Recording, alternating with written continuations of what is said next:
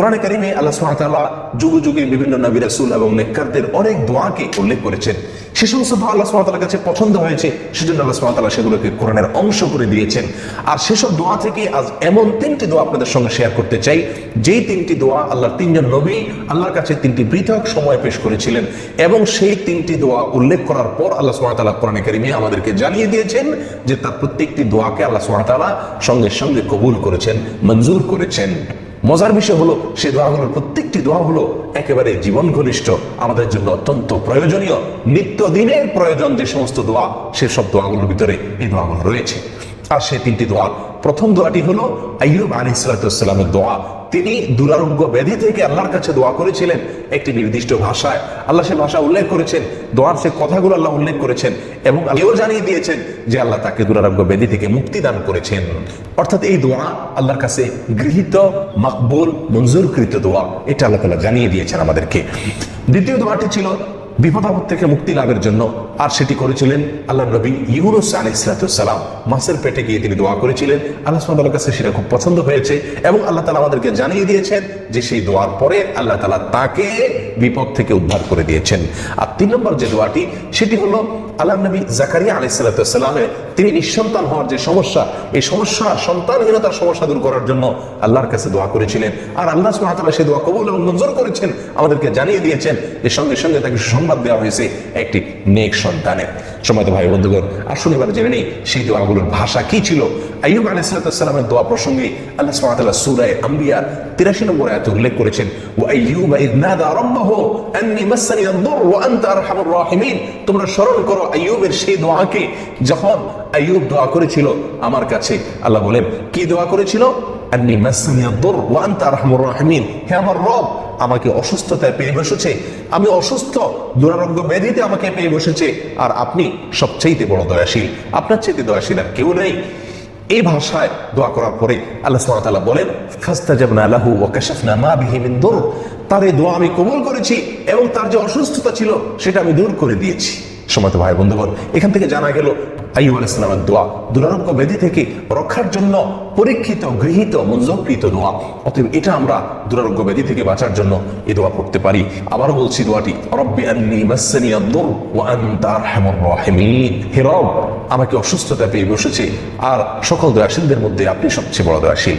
দ্বিতীয় দোয়াটি ছিল বিপদ আপদ থেকে রক্ষার জন্য, যেটি করেছিলেন আল্লাহ নবী ইউনূস আলাইহিস সালাম।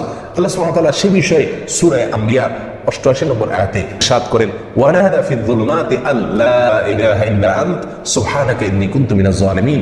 ইউনূস আলাইহিস সালাম সমুদ্রে নিক্ষেপিত হয়েছেন এবং মাছের পেটে চলে গিয়েছিলেন। সেখানে গিয়ে তিনি আল্লাহকে ডাকলেন, অন্ধকারে আল্লাহকে ডেকে বললেন, লা ইলাহা ইল্লা আনত, আল্লাহ আপনি ছাড়া কোনো মাবুদ নাই, আমি তাওহীদের উপরে অটল, অবিচল এবং প্রতিষ্ঠিত আছি। সুবহানাক, আপনি পবিত্র, আপনি আমাকে যে এই অবস্থায় নিপতিত করেছেন, এক্ষেত্রে আপনার কোনো দায় নেই আল্লাহ। ইন্নী কুনতু মিনাজ জালিমিন, বরং আমি অপরাধী, আমি জালেম ছিলাম, নিজের প্রতি নিজে অবিচার করেছিলাম, আর সেজন্য আপনি আমাকে এই কষ্টের মুখে নিপতিত করেছেন। আল্লাহ সুবহানাহু ওয়া তাআলা ইউনূস আলাইহিস সালামের এই দোয়া উল্লেখ করার পরে 89 নম্বর আয়াতের শুরুতে আল্লাহ সুবহানাহু ওয়া তাআলা বলেন, ফাস্তাজাবনা লাহু ওয়া নাজ্জাইনাহু মিনাল গাম। আল্লাহ সুবহানাহু ওয়া তাআলা বলেন, আমি সঙ্গে সঙ্গে তার দোয়া কবুল করেছি এবং পেরেশানি থেকে তাকে আমি মুক্তি দান করেছি। এবং এখানেই শেষ নয়, আল্লাহ বলেন, ওয়া কাযালিকা নুনজিল মুমিনিন, আর একইভাবে ঈমানদারদেরকে যুগে যুগে তাদের বিপদ আপদ, পেরেশানি এবং মুসিবত থেকে আমি উদ্ধার করবো। এইভাবে তারাও যদি আমার কাছে এভাবে কায় মনোবাক্যে এই দোয়া করে, আমি তাদেরকে উদ্ধার করবো। এই জন্য নবী সাল্লাল্লাহু আলাইহি ওয়াসাল্লাম হাদিসে ইউনূস আলাইহিস সালামের এই দোয়াকে বিপদ আপদ থেকে উদ্ধারের জন্য বিশেষ পড়ার জন্য নির্দেশ করেছেন, নির্দেশনা দিয়েছেন। সম্মানিত ভাই বন্ধুগণ, 3 নম্বর পরীক্ষিত, মাকবুল এবং মঞ্জুরকৃত দোয়া হলো জাকারিয়া আলাইহিস সালামের একটি দোয়া, যে দোয়া আল্লাহ সুবহানাহু ওয়া তাআলা সূরা আম্বিয়ার 90 নম্বর আয়াতে উল্লেখ করেছেন, ওয়া জাকারিয়া ইয নাদা রাব্বাহু রব্বি লা তাযারনি ফারদা ওয়া আনতা খায়রুল ওয়ারিসিন।